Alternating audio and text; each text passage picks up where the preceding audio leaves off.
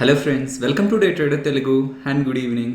Sensex 187 points gain అయ్యి 36,674 దగ్గర close అయితే నిఫ్టీ 36 పాయింట్స్ గెయిన్ అయ్యి 10,800 దగ్గరగా క్లోజ్ అవ్వడం జరిగింది. ఫ్రెండ్స్, ఈ వీడియోలో మార్కెట్లో జరిగిన ఇంపార్టెంట్ అప్డేట్స్తో పాటు ఈ వైరస్ ఈవెంట్ స్టార్ట్ అయిన తర్వాత అందరూ ఎక్కువగా శానిటైజర్స్ వాడుతున్నారు కదా, అంటే పర్సనల్ హైజీన్ని మెయింటైన్ చేయడం కోసం శానిటైజర్స్ ఎక్కువగా వాడుతున్నారు. ఆల్రెడీ శానిటైజర్ సేల్స్ మనకి ఎక్కువగానే ఉన్నాయి. అండ్ కమింగ్ డేస్ లో కూడా ఈ వైరస్ రిలేటెడ్ గా వ్యాక్సిన్ అండ్ కంప్లీట్ గా క్యూర్ మనకు కనిపించేంత వరకు కూడా పర్సనల్ హైజీన్ యాక్టివిటీ అనేది కొంత ఎక్కువగానే ఉంటుంది. కాబట్టి కమింగ్ డేస్లో కూడా శానిటైజర్ సేల్స్ కూడా కొంత స్ట్రాంగ్గా ఉండడానికి ఛాన్సెస్ ఉన్నాయి. కాబట్టి దాని తయారీలో వాడే ఐసోప్రొపైల్ ఆల్కహాల్ ఇండియాలో ఎవరు తయారు చేస్తున్నారు, లీడర్ ఎవరు, ఈ డేటా నేను ఈ వీడియోలో అయితే షేర్ చేస్తాను. మొదట ఎస్బీఐ కార్డ్స్ గురించి మాట్లాడుకుందాం. సో ఎస్బీఐ కార్డ్స్ రిలేటెడ్గా ఆస్ట్రేలియన్ ఇన్వెస్ట్మెంట్ బ్యాంక్ అయిన మెక్వైర్ వాళ్ళు కొన్ని కామెంట్స్ చేయడం జరిగింది ఫ్రెండ్స్. సో దీన్ని మనం సింపుల్గా మాట్లాడుకునే ప్రయత్నం చేద్దాం. ఎప్పుడైతే ఈ వైరస్ ఈవెంట్ స్టార్ట్ అయిందో అన్ఎంప్లాయ్మెంట్ ఎక్కువ అయిపోతుంది, ఆ ఇంపాక్ట్ క్రెడిట్ కార్డ్ బిజినెస్ మీద కూడా స్ట్రాంగ్గా ఉంటుంది అని చెప్పి వివిధ రేటింగ్ ఏజెన్సీస్ వాళ్ళ కామెంటరీని ఇవ్వడం జరిగిందనమాట. కాకపోతే ఇప్పుడు మెక్వైర్ వాళ్ళు చెప్తున్నది, వాళ్ళు ఎక్స్పెక్ట్ చేసిన అన్ఎంప్లాయ్మెంట్ కంటే ప్రెసెంట్ ఉన్న ట్రెండ్ కొంత పాజిటివ్గా ఉందంటున్నారు. అంటే వాళ్ళు ఎక్కువ జాబ్లు పోతాయి, అది ఎక్కువగా వీళ్ళని ఇంపాక్ట్ చేస్తుంది, ఎస్బీఐ కార్డ్స్ ఇంపాక్ట్ చేస్తుందని వీళ్ళు ఎక్స్పెక్ట్ చేస్తే ఆ జాబ్ లాస్ అనేది చాలా తక్కువగా ఉంది. సో దట్ అది ఎస్బీఐ కార్డ్స్ని పెద్ద ఇంపాక్ట్ చేయకపోవచ్చు. సో ఇంపాక్ట్ ఉంటుంది, బట్ వీళ్ళు ఎక్స్పెక్ట్ చేసినంత నెగిటివ్ ఇంపాక్ట్ అయితే ఉండదు అనేలాగా వీళ్ళు కామెంట్ చేయడం జరిగింది ఫ్రెండ్స్. సో వీళ్ళ ఛానల్ చెక్స్ అలాగే వీళ్ళ సర్వేస్లో, అంటే వీళ్ళు చేస్తుంటారు కదా ఎలాంటి ఇంపాక్ట్ ఉంది కమింగ్ డేస్లో ఎకానమీ మీద అని సర్వేస్. సో ఆ సర్వేస్లో వైట్ కాలర్ జాబ్ లాసెస్ అనేటివి తక్కువగా ఉన్నాయని చెప్తున్నారు అనమాట. వీటన్నిటిని వీళ్ళు ఫ్యాక్టర్ ఇన్ చేసుకొని ఈ financial year FY21 and next financial year FY22 గాను ఎస్బీఐ కార్డ్స్ కి సంబంధించిన ఎర్నింగ్ పర్ షేర్ EPS అయితే రైజ్ చేయడం జరిగింది. అండ్ అంతకుముందు ఎస్బీఐ కార్డ్స్ కి ఇచ్చిన టార్గెట్ ప్రైస్ ని 18% రైజ్ చేస్తూ రానున్న రోజుల్లో ఎస్బీఐ కార్డ్స్ 900 వరకు వెళ్తుందని వీళ్ళు కామెంట్ చేయడం అయితే జరిగింది. ఇదిలా ఉంటే సేమ్ మెక్వైర్ క్యాపిటల్ వాళ్ళు బ్యాంక్స్ రిలేటెడ్ గా రానున్న రోజుల్లో కొన్ని క్వశ్చన్ మార్క్స్ ని కూడా రైజ్ చేస్తున్నారు ఫ్రెండ్స్. నిన్న కూడా నేను మీకు అప్డేట్ చేశాను. ఇప్పటి వరకు మనకు బ్యాంక్స్ అండ్ ఫైనాన్షియల్ ఇన్స్టిట్యూషన్స్ మనకు అప్డేట్ చేస్తున్న నెంబర్స్ కాదు, మనం యాక్చువల్ గా చూడాల్సింది రానున్న రోజుల్లో వీళ్ళ రిలేటెడ్గా బ్యాడ్ లోన్స్ ఎలా ఇంక్రీజ్ అయ్యాయి.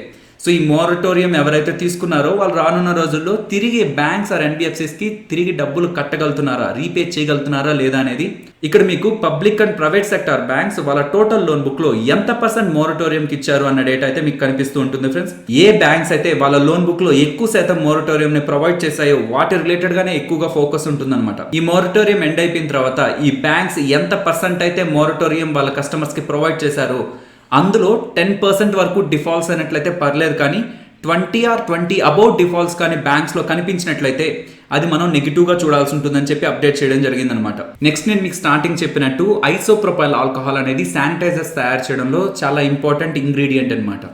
బయట మనకి శానిటైజర్స్ ఎక్కువగా కొంటూ ఎక్కువగా వాటి సేల్స్ ఉన్నాయంటే తప్పకుండా ఐసోప్రొపైల్ ఆల్కహాల్ ఎవరైతే తయారు చేస్తున్నారో వాళ్ళకు కూడా అడ్వాంటేజ్ ఉంటుంది ఫ్రెండ్స్. సో అది ఎవరు తయారు చేస్తున్నారు ఇండియాలోనే దాని గురించి మొదట మాట్లాడుకుందాం.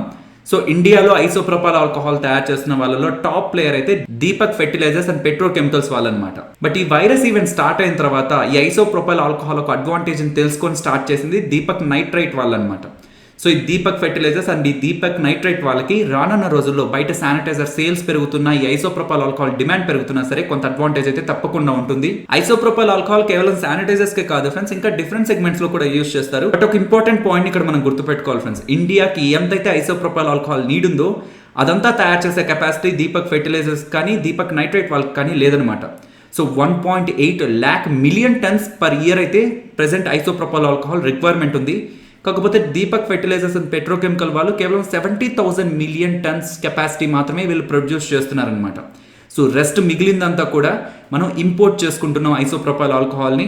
బట్ స్టిల్ ఈ ఐసోప్రొపైల్ ఆల్కహాల్ని దీపక్ ఫెర్టిలైజర్స్ అండ్ పెట్రోకెమికల్ వాళ్ళు తయారు చేస్తున్నంతగా ఏ కంపెనీ కూడా తయారు చేయట్లేదు. సో వీళ్ళు తయారు చేస్తున్న 70,000 మిలియన్ టన్స్ కెపాసిటీ ఇండియాలో టాప్ అనుకోవాలి. సో ఉన్న డిమాండ్ని వీళ్ళు మాక్సిమం యూటిలైజ్ అయితే చేసుకోగలరు. అండ్ ఇంకొక ఇంపార్టెంట్ పాయింట్, వీళ్ళు శానిటైజర్స్ తయారు చేయడానికి కావాల్సిన మెయిన్ ఇంగ్రీడియంట్ అయిన ఐసోప్రొపైల్ ఆల్కహాల్ని తయారు చేస్తున్నారు. అండ్ దీంతో పాటు రీసెంట్గా ఈ శానిటైజర్స్ కి డిమాండ్ ఇంకా ఎక్కువ అవడంతో వీళ్ళే శానిటైజర్ని కూడా తయారు చేస్తున్నారు అనమాట. కొరోరిడ్ అనే నేమ్తో శానిటైజర్స్ ని కూడా వీళ్ళు లాంచ్ చేయడం జరిగింది ఫ్రెండ్స్. కాకపోతే వీళ్ళ మెయిన్ రెవెన్యూ అంతా కూడా ఐసోప్రొపైల్ ఆల్కహాల్ దగ్గర నుంచే వస్తుందన్నమాట. మార్చ్ ఎండెడ్ క్వార్టర్లో వీళ్ళు ఐసోప్రొపైల్ ఆల్కహాల్ బిజినెస్ ద్వారా 141 crores ఎర్న్ చేశారు అని చెప్తున్నారు. అది ఇయర్ ఆన్ ఇయర్ కంపారిజన్లో 30% జంప్ అయింది. సో మార్చ్ ఎండెడ్ క్వార్టర్లో రిజల్ట్స్ పోస్ట్ చేశారు కాబట్టి 30% మనకి ఇంప్రూవ్మెంట్ కనిపించింది. కాకపోతే ఏప్రిల్, మే, జూన్ ఈ 3 నెలలకు కూడా శానిటైజర్స్ డిమాండ్ ఎక్కువగానే ఉంది. అండ్ రానున్న రోజుల్లో కూడా ఒక వ్యాక్సిన్ ఆర్ ప్రాపర్ ట్రీట్మెంట్ ఉంది అనేంత వరకు కూడా పర్సనల్ హైజీన్ రిలేటెడ్గా యాక్టివిటీ ఎక్కువగానే ఉంటుంది కాబట్టి కమింగ్ డేస్లో కూడా వీళ్ళ సేల్స్ యాక్టివిటీ కూడా ఈ ఐసోప్రోపైల్ ఆల్కహాల్ రిలేటెడ్గా కొంత స్ట్రాంగ్గా ఉండడానికి ఎక్కువ పర్సెంట్ ఆఫ్ ఛాన్సెస్ అయితే ఉన్నాయి. ఇది దీపక్ ఫెర్టిలైజర్స్ అండ్ పెట్రోకెమికల్స్ గురించి. అండ్ దీపక్ నైట్రేట్ వాళ్ళు ఈ వైరస్ ఈవెంట్ స్టార్ట్ అయిన తర్వాత ఐసోప్రోపైల్ ఆల్కహాల్ ప్రొడక్షన్ స్టార్ట్ చేశారనమాట. సో దీపక్ నైట్రేట్కి సంబంధించిన సబ్సిడరీ అయిన దీపక్ ఫినోలిక్స్లో ఈ ప్రొడక్షన్ అయితే స్టార్ట్ చేయడం జరిగింది ఫ్రెండ్స్. సో వీళ్ళ రీసెంట్ క్వార్టర్ రిజల్ట్స్లో కాన్ఫరెన్స్ కాల్లో మేనేజ్మెంట్ ఇచ్చిన అప్డేట్ ప్రకారం వీళ్ళు ఇప్పుడు స్టార్ట్ చేసిన ఈ ఐసోప్రోపైల్ ఆల్కహాల్ అనేది, ఈ ప్రొడక్షన్ అనేది వీళ్ళ FY21 అంటే ఈ ఫైనాన్షియల్ ఇయర్ రెవెన్యూస్ని పాజిటివ్గా ఇంపాక్ట్ చేస్తుందని చెప్తున్నారు. కేవలం isopropyl alcohol business 300 crores per year ఉంటుందని చెప్పి రీసెంట్ వీళ్ళ రిజల్ట్స్కి సంబంధించిన కాన్ఫరెన్స్ కాల్లో మేనేజ్మెంట్ అప్డేట్ ఇవ్వడం జరిగింది. కొన్ని ఈవెంట్స్ కారణంగా కొన్ని కంపెనీస్కి ఎక్కువ రెవెన్యూ జనరేట్ చేసుకునే ఆపర్చునిటీ అనేది క్రియేట్ అవుతుందన్నమాట. అందులో శానిటైజర్స్ భాగంలో ఐసోప్రోపైల్ ఆల్కహాల్ చాలా ఇంపార్టెంట్ ఇంగ్రీడియంట్ కాబట్టి అవి తయారు చేస్తున్న కంపెనీస్ కూడా ఎక్కువ అడ్వాంటేజ్ అయితే ఉంటుంది ఫ్రెండ్స్. ఎటువంటి బై ఆర్ సెల్ రికమెండేషన్ కాదు, వీళ్ళకున్న అడ్వాంటేజ్ ని మాత్రమే చెప్పాను. ఎటువంటి యాక్టివిటీ తీసుకోవాలనుకున్నా సరే ఈ కంపెనీస్ కి సంబంధించిన ఫుల్ డేటాని అయితే అనాలిసిస్ చేయండి. నెక్స్ట్ పీవీఆర్ సినిమాస్ గురించి మాట్లాడుకోవాలి. ప్రెసెంట్ పీవీఆర్ సినిమాస్ ఒక షేర్ ప్రైస్ 1070 దగ్గర అరౌండ్ ఉన్నట్లుంది ఫ్రెండ్స్. అండ్ రైట్స్ ఇష్యూలో ఎవరైతే పార్టిసిపేట్ చేస్తారో వాళ్ళు 785 రూపీస్లో ఈ పీవీఆర్ సినిమాస్ కి సంబంధించిన షేర్స్ అయితే అప్లై చేయొచ్చు అని చెప్తున్నారు. కాకపోతే దీనికి సంబంధించిన కంప్లీట్ డీటెయిల్స్ని ఒకసారి అర్థం చేసుకునే ప్రయత్నం చేద్దాం. రైట్స్ ఇష్యూలో అందరూ పార్టిసిపేట్ చేయడానికి లేదనమాట. ఎవరైతే రికార్డ్ డేట్కి పీవీఆర్ సినిమాస్ కానీ లేకపోతే ఏ కంపెనీ అయితే రైట్స్ ఇష్యూని అనౌన్స్ చేసి ఉంటుందో ఆ షేర్స్ని ఎవరైతే రికార్డ్ డేట్కి హోల్డ్ చేస్తుంటారో వాళ్ళు మాత్రమే ఆ రైట్స్ ఇష్యూలో పార్టిసిపేట్ చేయడానికి ఎలిజిబుల్ అవుతారు. వీళ్ళు చెప్తున్న రికార్డ్ డేట్ July 10th అనమాట. సో July 10th డీమ్యాట్ అకౌంట్లో ఉండాలన్నమాట. సో ఆ రోజు పర్చేస్ చేసినా సరే ఎలిజిబిలిటీలోకి అయితే రారు. ఎవ్రీ 94 షేర్స్కి 7 రైట్ షేర్స్ని అప్లై చేసుకునే ఎలిజిబిలిటీ అయితే వస్తుందని చెప్తున్నారనమాట. సో 94 షేర్స్ ఒకవేళ మీ దగ్గర ఉన్నట్లయితే ఆన్ రికార్డ్ డేట్కి మీరు 7 రైట్ షేర్స్ని అయితే అప్లై చేసుకోవడానికి ఎలిజిబుల్ అవుతారు. ఒక్కొక్క షేర్ని 784 రూపీస్ పెట్టి కొనుక్కోవాల్సి ఉంటుంది అనమాట. July 17th ఈ రైట్స్ ఇష్యూ రిలేటెడ్గా అప్లై చేసుకునే ప్రాసెస్ ఓపెన్ అవుతుంది. అండ్ July 31st ఈ ప్రాసెస్ అయితే క్లోజ్ అవుతుందని చెప్తున్నారు. నెక్స్ట్ బంధన్ బ్యాంక్ అలాగే బజాజ్ ఫైనాన్స్ వాళ్ళు మనకు ప్రొవైడ్ చేసిన డేటా గురించి మాట్లాడుకుందాం. సో వీళ్ళు ప్రొవైడ్ చేసిన డేటా ఏప్రిల్, మే, జూన్కి సంబంధించిన డేటా అనమాట. సో Q1 FY21కి సంబంధించిన డేటా ఫ్రెండ్స్. సో నిన్న మనం మాట్లాడుకున్నట్లు ఈ 3 నెలల్లో ఎక్స్పెక్టేషన్స్ అయితే ఫైనాన్షియల్ ఇన్స్టిట్యూషన్స్ రిలేటెడ్గా నెగిటివ్గానే ఉన్నాయన్నమాట. సో వీళ్ళ అడ్వాన్సెస్ కానీ డిపాజిట్స్ కానీ కాసా రేషియో కానీ అవన్నీ కూడా వీక్గానే ఉంటాయని ఎక్స్పెక్టేషన్స్ అయితే ఉన్నాయి. బట్ ఇలాంటి కండిషన్స్లో కూడా వీళ్ళు కొంత బెటర్గా ఈ నెంబర్స్ని పోస్ట్ చేశారు అనే ఒక పాజిటివ్ అప్డేట్స్తో అది వీటి షేర్ ప్రైజెస్ని అయితే పాజిటివ్గా ఇంపాక్ట్ చేయడం జరిగింది. సో వీళ్ళ అడ్వాన్సెస్ అలాగే డిపాజిట్స్ ఇయర్ ఆన్ ఇయర్లో 18% అలాగే 35% ఇంప్రూవ్ అవ్వడం జరిగింది అనమాట. అండ్ వీళ్ళ కాసా రేషియోని గమనిస్తే లాస్ట్ ఇయర్ సేమ్ పీరియడ్లో 34.1% ఉంటే అది ఇప్పుడు 37.1%కి ఇంక్రీజ్ అవ్వడం జరిగింది friends. So current account savings account ratio అనేది last year April, May, June 34.1తో పోలిస్తే ఈసారి ఇది 37.1%గా ఉందన్నమాట. ఈ డేటాని మీరు గమనిస్తే అన్లాక్ 1 ఎప్పుడైతే స్టార్ట్ అయిందో అప్పటి నుంచి కూడా మా బిజినెస్ కొంత పాజిటివ్గా ఇంప్రూవ్ అవుతుందని చెప్పి వీళ్ళు అప్డేట్ చేయడం జరిగింది. అండ్ వీళ్ళ లిక్విడిటీ కవరేజ్ రేషియో కూడా 159% ఉంది ఫ్రెండ్స్. నెక్స్ట్ బజాజ్ ఫైనాన్స్ గురించి మాట్లాడుకోవాలి. సో బజాజ్ ఫైనాన్స్ రిలేటెడ్గా వీళ్ళు పోస్ట్ చేసిన మోస్ట్ ఆఫ్ ద డేటా నెగిటివ్గానే ఉంది. బట్ ఈ ఒక్క ఇంపార్టెంట్ పాయింట్తోనే మనకి స్టాక్ ప్రైస్లో పాజిటివ్ యాక్టివిటీ కనిపించడం జరిగింది. సో ఇక్కడ మీరు గమనించినట్లయితే అసెట్ అండర్ మేనేజ్మెంట్ మోరటోరియంలో ఏప్రిల్ ఆ పాయింట్ ఆఫ్ టైంలో 27% ఉంటే జూన్ ఎండ్ కల్లా 15.5%కి డిక్రీజ్ అయిందనమాట. వీళ్ళు చెప్తున్న ఈ ఇంపార్టెంట్ పాయింట్ని కూడా మనం గమనించాలి. మోరటోరియం పర్సంటేజ్ తగ్గుతున్నా సరే, అంటే అసెట్ అండర్ మేనేజ్మెంట్ రిలేటెడ్గా కొంత స్టెబిలిటీ మెయింటైన్ అవుతున్నా సరే Q1 FY21 కాను వీళ్ళు అడిషనల్ ప్రావిజనింగ్ కూడా చేస్తారని చెప్తున్నారు అనమాట. బికాస్ వాళ్ళ బ్యాలెన్స్ షీట్ ని కొంత స్ట్రెంగ్తెన్ చేయడం కోసం వాళ్ళ న్యూ కస్టమర్ ఎడిషన్ కానివ్వండి, new loans or asset under management లో ఇంప్రూవ్మెంట్ ఆర్ గ్రోత్ కానివ్వండి, ఇవన్నీ కూడా మనకు కొంత లోగానే ఉన్నాయి ఫ్రెండ్స్. కాకపోతే ఏప్రిల్, మే, జూన్ ఈ పాయింట్ ఆఫ్ టైంలో most of the NBFCs and banks severe గా ఇంపాక్ట్ అవుతాయి. ఆల్రెడీ నెగిటివిటీ ప్రైస్ ఇన్ అయితే అయింది.